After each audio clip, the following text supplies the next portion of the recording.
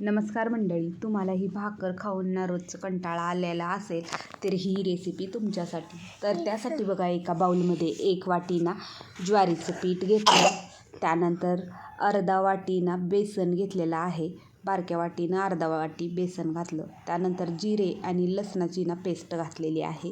आता पेस्ट घालून झाल्यानंतर पाव चमचा ना हळदी पावडर घातलं आणि थोडं थोडं पाणी घालून ना हे चांगलं असं ना स्मूद असं बेटर करायचं आहे. पाणी थोडं थोडंच घालायचं आणि एकदाच घातलं तर हे पातळ होऊन बसेल आणि आपलं ना रेसिपी चांगली होणार नाही. त्यानंतर ना चांगलं असं स्मूद असं मिक्स करून घेतलं. त्यानंतर ना इथं 1 लिंबू ना मी इथं पिळून घेणार आहे. तुम्ही ना लिंबाऐवजी दही वापरू शकता, पण मी इथं लिंबूच वापरलेलं आहे. त्यानंतर अर्धा चमचा ना ओवा घातलेला आहे आणि आता हे सगळं चांगलं असं मिक्स करून घेऊया. त्यानंतर बघा, कढई ठेवली आहे गॅसवर. कढई गरम झाल्यानंतर 1 चमचा तेल घातलं. तेल गरम झाल्यानंतर 1 चमचा मोहरी घातली, थोडासा कढीपत्ता घातलेला आहे आणि सोबतच ना बारीक चिरलेला कांदा घातला आहे. आता इथं तुम्ही ना तुमच्या आवडीनुसार काही भाज्या ॲड करू शकता, पण ना मी नुसता कांदाच घातलेला आहे.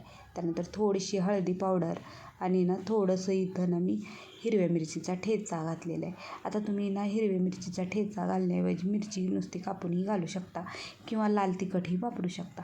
त्यानंतर आता हे सगळं ना फोडणी आहे ती आपण बेटरमध्ये घालून घेऊया. त्यानंतर बारीक चिरलेली कोथिंबीर घालायची, चवीनुसार मीठ घालायचं आणि आता हे सगळं बेटरमध्ये चांगलं असं मिक्स करून घ्यायचं. आता तुम्ही बघू शकता छान असं मिक्स करून झालेलं आहे. आता हे मिक्स करून झाल्यानंतर बघा, 1-2 मिनटं ठेवून देऊया.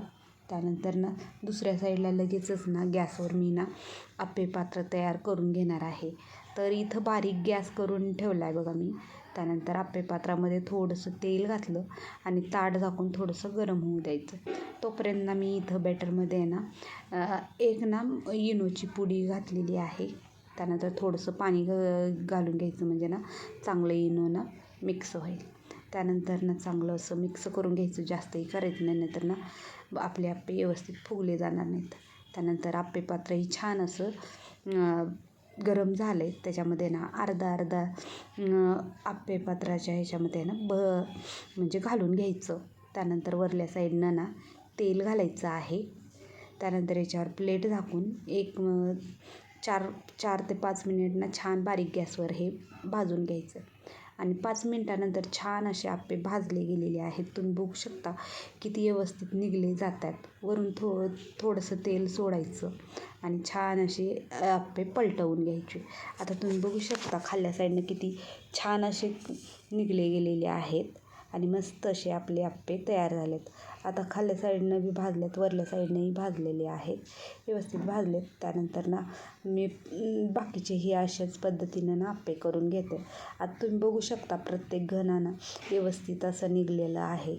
एकही आप्पे ना खराब झालेले नाहीत, काही नाही. एकदम मस्त क्रिस्पी आणि एकदम जाळीदार तयार झालेले आहेत. तुम्हाला हे रोजचं भाकर खाऊन कंटाळा आला असेल ना, तर मस्त असे ज्वारीच्या पिठाचे आप्पे करून बघा. खूप छान लागतात आणि टेस्टला म्हटलं तर ना आपले तांदळाच्या पिठाचे असतात ना, त्यालासुद्धा एक महाग सोडतील. जर तुम्हाला रेसिपी